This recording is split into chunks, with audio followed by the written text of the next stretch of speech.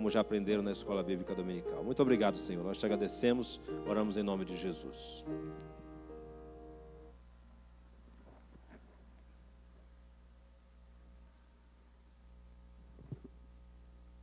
O ajuntamento cristão promove a unidade da igreja. Irmãos, vamos ler a palavra de Deus, Evangelho de João, capítulo 17, versos 20 a 23. Vamos ler em pé, irmãos?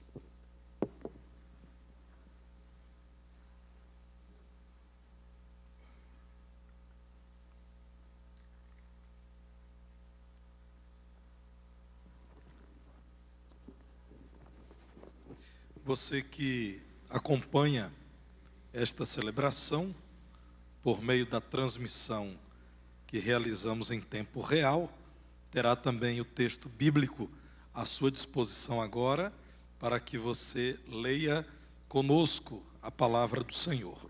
João capítulo 17, versos 20 a 23.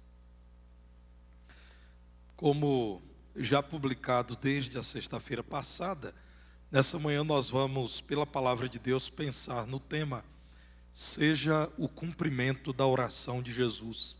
Seja você o cumprimento da oração que não ficará sem cumprimento, porque é um pedido do Filho ao Pai, porque esta é a vontade de Deus.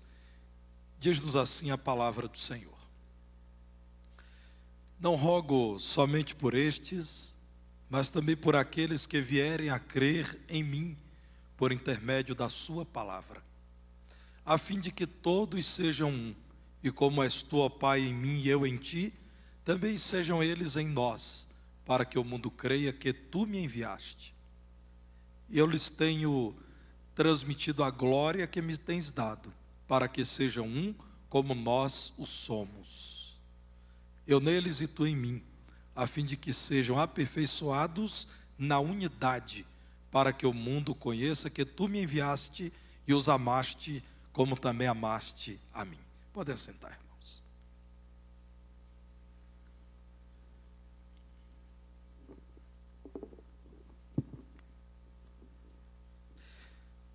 Conheci um jovem que ainda na infância conheceu a Cristo. Seus pais o levaram a Cristo e eles foram doutrinados, discipulados numa excelente igreja de Cristo, igreja séria, bíblica, comprometida com as verdades do Evangelho. Aquela criança, com seus irmãos e pais, deixaram a igreja da qual faziam parte por uma razão muito nobre, muito espiritual: o início de uma nova igreja no bairro em que moravam, como fruto do trabalho missionário, do investimento evangelístico daquela boa igreja na qual conheceram a Cristo. Aquela criança agora, um adolescente, firmou-se na liderança e durante a adolescência percebeu-se chamado por Deus para o ministério pastoral. Acontece que, no início da sua formação teológica, aquela igreja passou a experimentar uma dificuldade severa. Um pastor que passou a desprezar a boa doutrina e se envolveu num movimento. Esse movimento gerou muita tristeza, gerou divisões, e aquele jovem passou a ser considerado um opositor daquilo que Deus queria fazer, é o que diziam os adeptos do novo movimento. Ele deixou então a igreja com a qual trabalhou, e junto à sua família até mesmo trabalhou na construção das paredes do templo, e no cuidado com vidas, e no auxílio. Aquele jovem, portanto, agora era mais um decepcionado com a igreja. Essa é uma história verídica, irmãos. Eu conheço essa pessoa. Estava agora tendo que deixar a sua igreja, porque ele estava convicto daquilo que a igreja o ensinou. Mas a igreja agora, sob a influência de um obreiro inseguro, estava tomando caminhos duvidosos. pregando heresia, dando mau testemunho e pouco se importando com a continuidade da obra do Senhor. Esse jovem estava até mesmo considerando não mais fazer parte de uma igreja local daquela denominação. Ele pretendia servir ao Senhor, mas machucado, ferido, passou a visitar outras denominações evangélicas, desejando encontrar um ambiente de maior segurança. Irmãos, a história verídica desse jovem é a história de muitos mundo afora e muito notadamente em nosso país, no Brasil. E nós não temos apenas brasileiros aqui nessa manhã. Nós temos irmãos haitianos, por exemplo, irmãos que têm experiência de servir a Cristo em outras nações. Os sem igreja, ou também chamados de desigrejados, são aqueles que, por diversas razões, hoje têm grande dificuldade de valorizar a igreja local. Por exemplo, uma reunião como essa aqui, tão agradável, tão abençoada, tão edificante, tão calorosa. São aqueles que acreditam, por exemplo, que a igreja está muito institucionalizada. Ela se comporta muito mais como uma empresa que busca adeptos e viabilidade para o seu negócio do que comprometida com o reino de Deus. Há muita gente aqui em nossa igreja, inclusive, que em algum momento desistiu da igreja porque decepcionou-se com lideranças. Algumas lideranças demonstrando pouco compromisso com a pregação fiel do Evangelho, outras lideranças se envolvendo com negócios que não dizem respeito à igreja, escandalizando e demonstrando muita proximidade com a causa financeira. Graças a Deus, muitos buscaram uma nova igreja em que pudesse encontrar uma liderança crível. Mas há também aqueles que se decepcionaram com membros, com crentes comuns. De algum modo, se decepcionaram ao ver a vida desses irmãos ou ao serem maltratados por esses irmãos. Entre os sem igreja ou desigrejados, há também aqueles que têm uma visão superficial acerca da igreja, que pensam da seguinte forma: ora, eu sou crente em Jesus, salvo por Jesus, eu não preciso estar no local, eu posso em minha casa orar, ler a palavra e até acessar cultos que estão à disposição aos milhões na internet. Inclusive, talvez encontrem os cultos da primeira igreja batista em Divinópolis, já estão em quase 900 vídeos disponibilizados na internet. Irmãos, a oração de Jesus, chamada de a oração sacerdotal, porque ele, sendo um com o Pai, apresenta-se o Pai em clamor, em intercessão, em súplica pelos seus discípulos, deve ser considerada por nós, ao constatarmos que cresce o público chamado desigrejado, gente que se identifica como cristã evangélica, mas não mais se identifica como a igreja local. E esses irmãos em Cristo, que desistiram da igreja pelo menos por um tempo, precisam também considerar a oração de Jesus, que os estudiosos do Novo Testamento acreditam, foi feita ainda no cenáculo, em que os discípulos estavam reunidos com Jesus, no contexto da Páscoa, antes de Jesus seguir para o jardim do Getsêmani, portanto, antes da crucificação do Senhor Jesus. Nós precisamos lembrar o contexto dessa oração, porque Jesus aqui está transmitindo as mais importantes verdades que ele queria fixar na mente dos seus discípulos antes da sua partida. Porque Jesus queria orar ao Pai considerando as maiores dificuldades que os discípulos enfrentariam, inclusive nós, ao longo do tempo. Vejam, irmãos, que nessa oração Jesus Cristo diz no verso 20: eu não rogo só por estes 12 que estão aqui comigo, possivelmente Judas já havia se retirado, então os 11 que estavam com Jesus, mas também por aqueles que vierem a crer em mim, por intermédio da sua palavra. Miqueias, meu irmão, Jesus, o seu Salvador, no ministério terreno, orou por sua vida 2000 anos atrás. Aqui está o nome do Miqueias. Rogo, eu coloco diante de ti aqueles que um dia virão a crer em mim por intermédio da sua palavra. Aqui está seu nome, irmã Marta. Marta está aqui. Rogo pela Marta, que lá no século XX, porque eu sei que a irmã Marta se converteu há algum tempo e criou os filhos no Evangelho, virá a crer em mim. Lá está o nome da Pami. Se você colocar, Pami, uma lupa espiritual nesse texto, você vai encontrar seu nome aí. Graças a Deus por isso. Lá está o nome do Ronan, o Senhor Jesus Cristo, frisando verdades que não passariam. Primeiro porque Ele é o Deus eterno. O que Ele ensina não passa ainda que céus e terra passem. Em segundo lugar, irmãos, porque o plano de Jesus se cumpriria como tem se cumprido de qualquer modo. Não deixaria de existir um povo, como cantamos nessa manhã, chamado povo do Senhor, pelo qual o Senhor Jesus Cristo intercedeu. Jesus não roga aqui apenas por quem estava com Ele naquele momento que antecedia a cruz, mas Ele roga por todos que viriam a ser o seu povo, a sua igreja. Comentando esse texto, o saudoso pastor Exaltino diz algo muito interessante.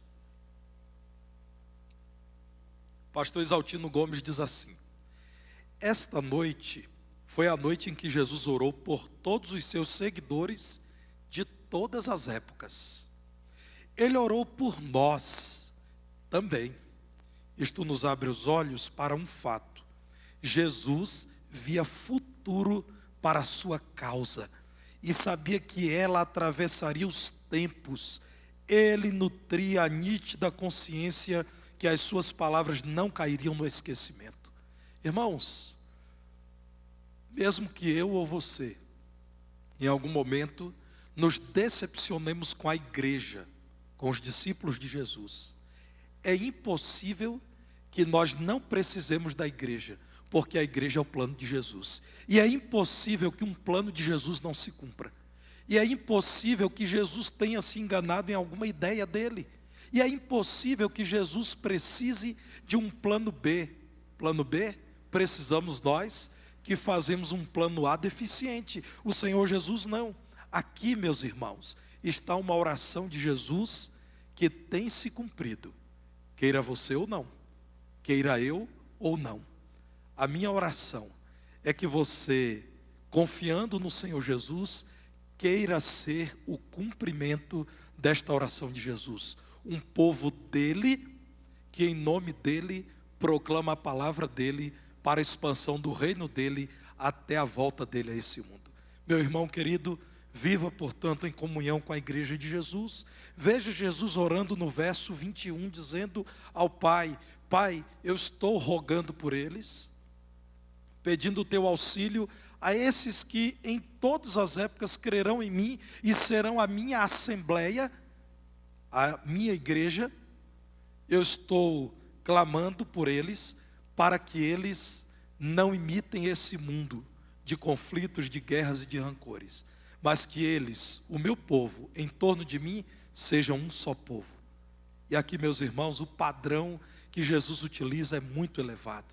Ele diz: o padrão que eu comunico aos meus filhos, e Jesus aqui está dizendo, irmãos, da doação do seu Espírito aos crentes, é o padrão da unidade entre o Filho e o Pai.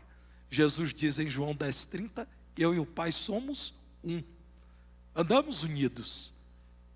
Como és tu, ó Pai, em mim e eu em ti, também sejam eles em nós, para que o mundo creia que tu me enviaste. É Jesus dizendo: quero comunicar minha natureza aos meus discípulos, para que eles saibam que é unidade.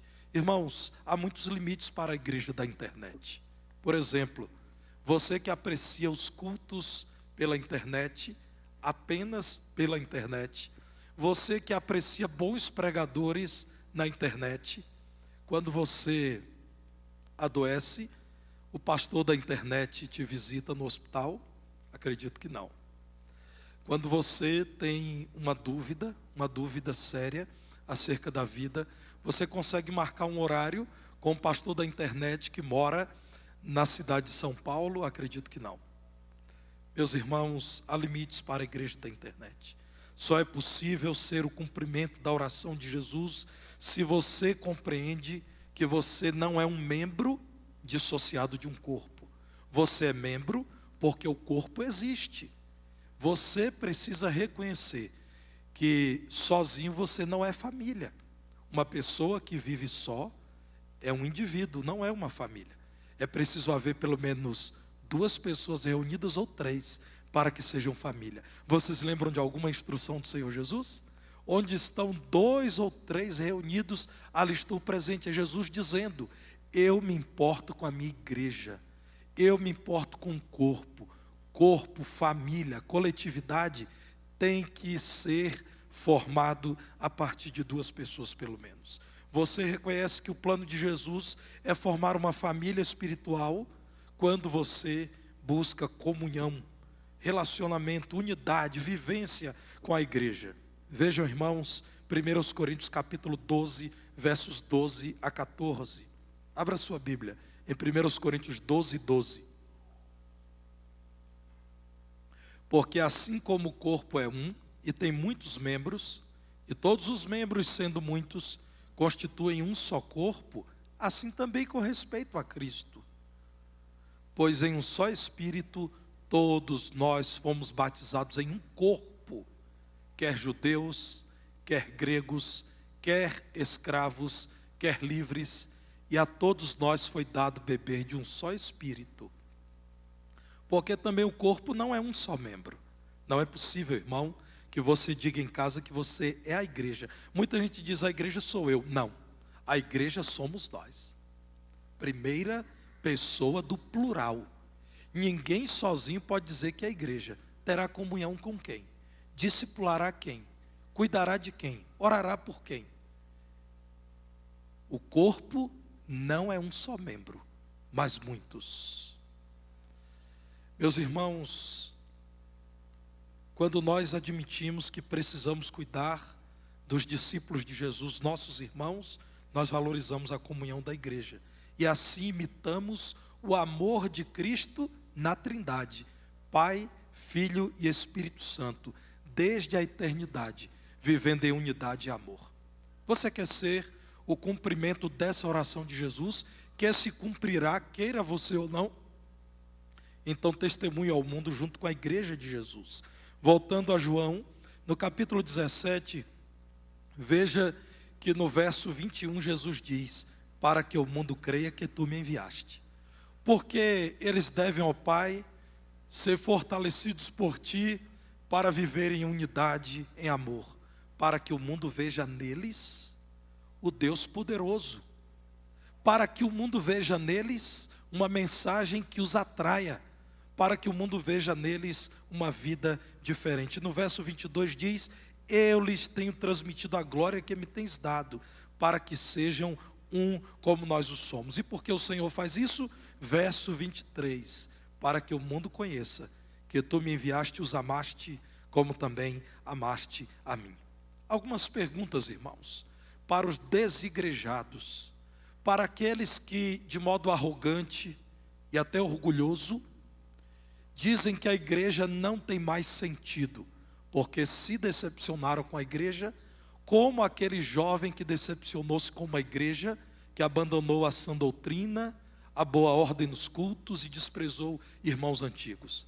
Algumas perguntas para quem desistiu da igreja: como farão missões em casa?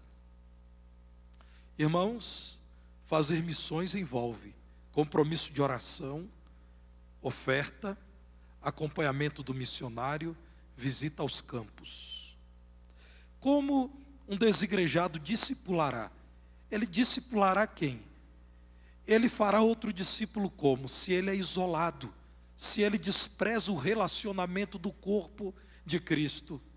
Uma outra pergunta, irmãos, para os sem igreja: batizarão quem?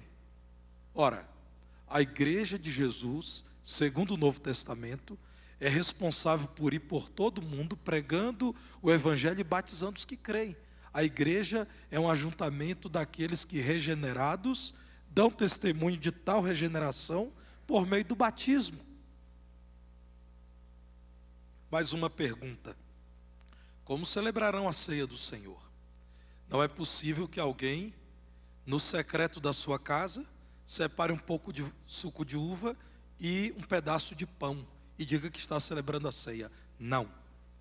Segundo a palavra de Deus, a ceia do Senhor é uma celebração da igreja reunida, razão pela qual abominamos a celebração de ceia do Senhor pela internet. Se você, meu irmão, concorda com isso, revise seus conceitos. Há muita gente que está interessada em manter uma clientela religiosa e não em ser fiel à palavra de Deus. Nós vamos transformar a ceia em um sacramento e dizer que o crente deve desesperadamente fazer de modo errado aquilo que é uma ordenança da igreja e que não coopera para a salvação, mas é um testemunho de obediência ao Senhor. Irmãos, para os desigrejados, como disciplinaremos? O Novo Testamento está povoado de instruções para que a igreja exorte o outro, para que a igreja até desligue do hall de membros ou do conjunto da igreja aquele que não quer se arrepender do seu pecado. Alguém que diz que é a igreja em casa, disciplina quem? Nem a si mesmo. Como escolheremos oficiais bíblicos? Porque a igreja de verdade, a igreja da Bíblia, elege pastores e diáconos. A igreja da internet não tem como fazer isso. Outra pergunta, irmãos: como socorreremos os pobres? Sejam sinceros. A pessoa que não tem pão busca qual igreja? A igreja inexistente ou a igreja imperfeita, mas existente, que se reúne em determinado local? Irmãos, é pela perseverança na igreja que o pecador é exortado. É pelo amor da igreja que o pecador é tocado. Voltem a João no capítulo 13, no verso 35, quando o Senhor Jesus diz: nisto conhecerão todos que sois meus discípulos, se tiverdes amor uns aos outros. O pecador, o homem perdido, verá qual testemunho de vida em amor de quem desistiu da igreja e vive isolado em sua casa e, por conta de alguma decepção, critica a igreja, abandonou a igreja local, não persevera no amor que toca o mundo sem Cristo. Pelo poder da igreja, o pecador será transformado, porque a igreja, mesmo imperfeita como é, apresenta vidas transformadas e agora tendo novo sentido em Cristo. Irmãos, Deus é glorificado na vida fraterna da igreja. Cristãos que abandonam a igreja se enfraquecem, como a brasa que é retirada do braseiro apaga. Você quer continuar aquecido na fé? Persevere na igreja. Você quer continuar chamando outros para que se aqueçam no braseiro da igreja? Seja igreja. O IESB diz que o mundo perdido não pode ver Deus. Note bem, o mundo perdido não pode ver Deus, mas é capaz de ver os cristãos. Aquilo que o mundo enxergar em nós, a igreja, servirá de base para as suas convicções acerca de Deus. Se você abandonou a igreja, se você é um desigrejado, você está dizendo ao descrente: não é possível viver em amor com aqueles que falham. Não é possível perdoar. Não é possível caminhar a segunda milha. Não é possível viver de modo humilde. Você quer ser o cumprimento da linda, da eficaz, da certa oração de Jesus? Então celebre a comunhão da igreja com Jesus. Busque manter-se unido à igreja com humildade, com aqueles que, até por motivos justos, estão decepcionados com a igreja e não querem mais frequentar a igreja.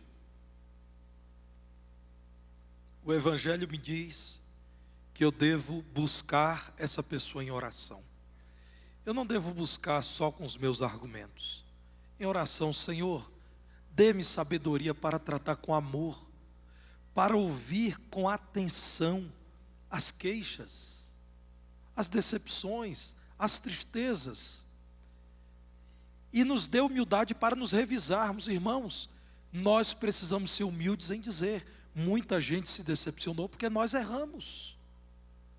Eu quero ter a oportunidade de falar com você que nos acompanha talvez pela internet, que desistiu da igreja de verdade.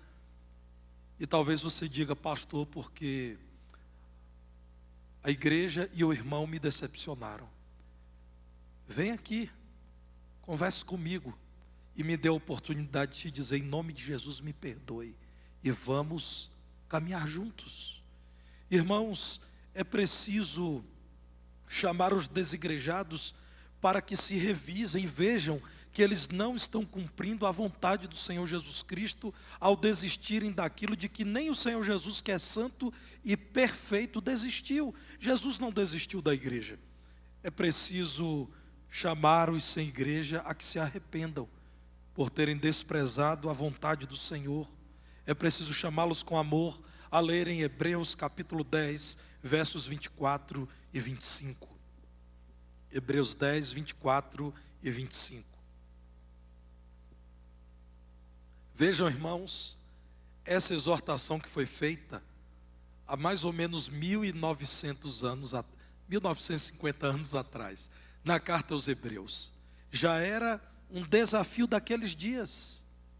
Consideremo-nos também uns aos outros, valorizemos a comunhão da igreja, para nos estimularmos ao amor e às boas obras.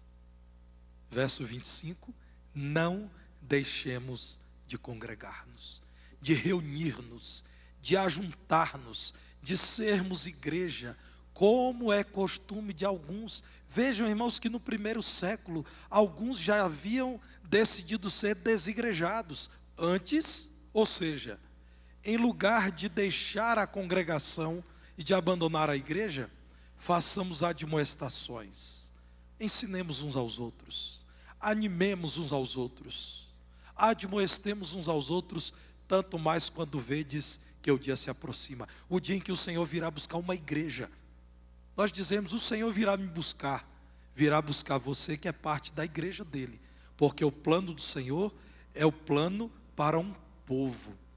A palavra do Senhor nos diz que nós somos o povo adquirido pelo Senhor. Meus irmãos, eu quero dizer a vocês que aquele jovem que mencionei no início deste sermão, vocês conhecem muito bem. Lembram daquele jovem que foi criado no Evangelho e que na adolescência, iniciando os estudos em teologia, precisou deixar a sua igreja? Vocês conhecem. Ele está diante de vocês pregando aqui agora.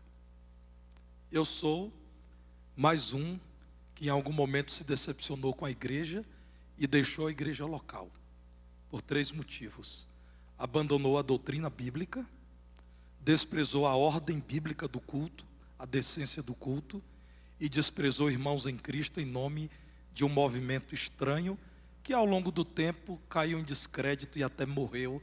Esse triste movimento deixou de existir. Eu não queria mais ficar naquela igreja.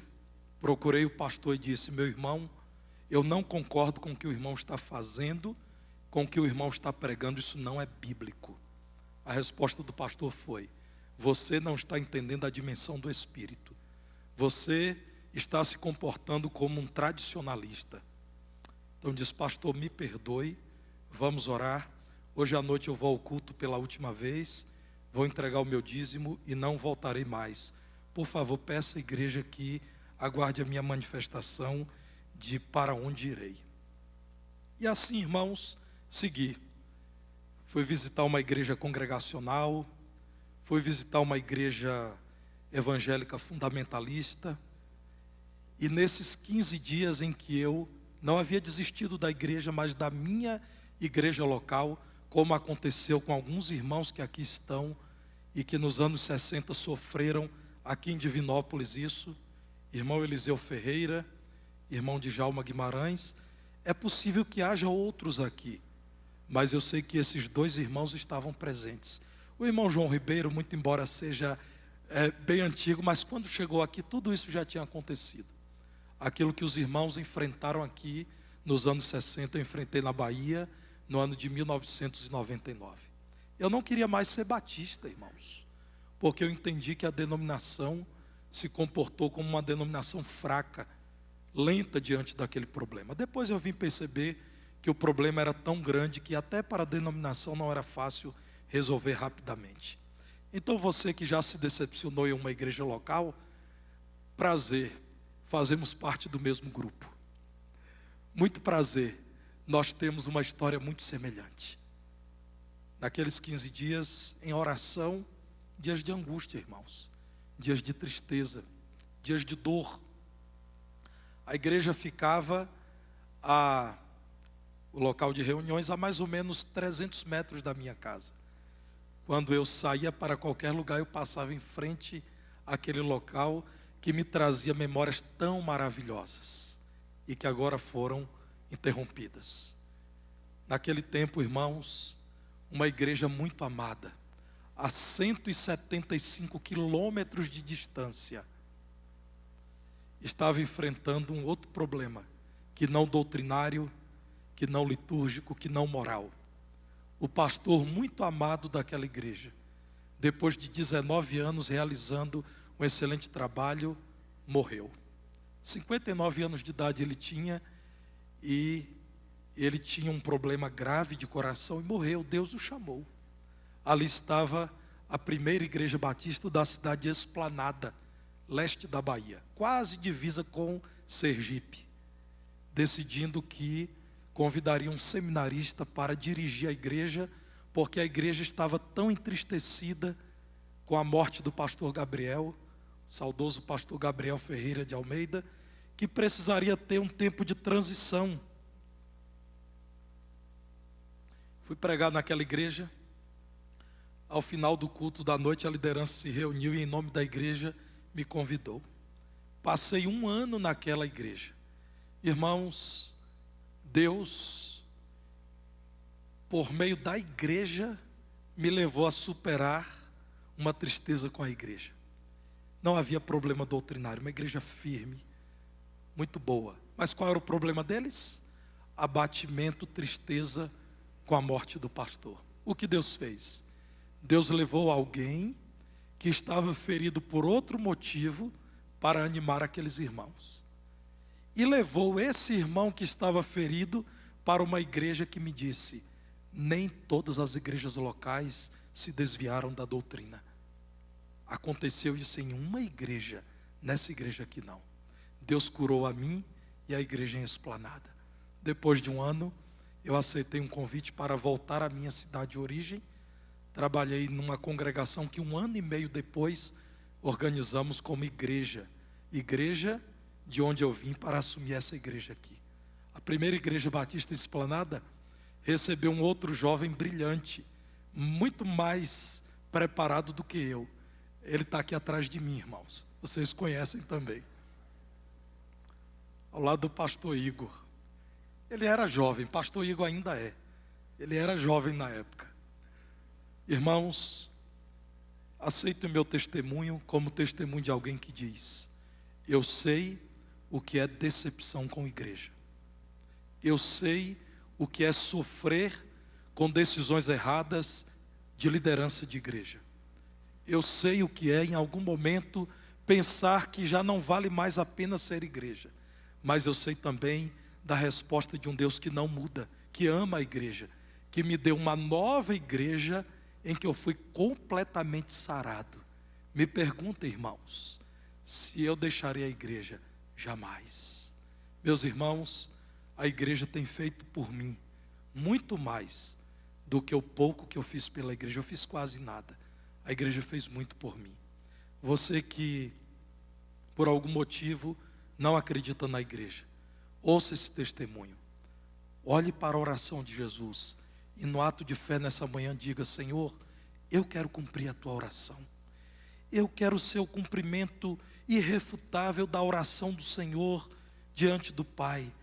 Eu quero, Senhor, estar entre aqueles que buscam viver em comunhão com a igreja, em unidade com a igreja. Que sejam todos um, como Tu és, ó Pai, em mim e eu em Ti. Que você ore nessa manhã dizendo: Senhor, eu quero como igreja testemunhar ao mundo, como Jesus disse, para que o mundo creia que Tu me enviaste. Que você diga nessa manhã: Senhor, eu quero celebrar essa comunhão que a igreja tem com o Senhor, porque o Senhor é o cabeça desse corpo. Como o Senhor diz aqui na sua oração: eu lhes tenho transmitido a glória que me tens dado. Meus irmãos, a oração de Jesus tem se cumprido. A igreja está viva, de pé, crescendo, atuante. E é impossível que seja diferente, porque a vontade de Jesus jamais cairá por terra. Você pode escolher ser o cumprimento desta oração e, com muito amor, com muita humildade, buscar os desigrejados e dizer: existe uma oração de Jesus que pode se cumprir em sua vida. Seja humilde, com amor, volte para a igreja, dê à igreja uma nova chance, e a igreja dará uma nova chance a você também. Que Deus nos ajude, irmãos, a dizer aos desigrejados, aos sem igreja, que eles não estão no caminho correto, mas que nós não queremos excluí-los, pelo contrário, queremos tê-los conosco na igreja de Jesus. Você que está em sua casa ou em outro local,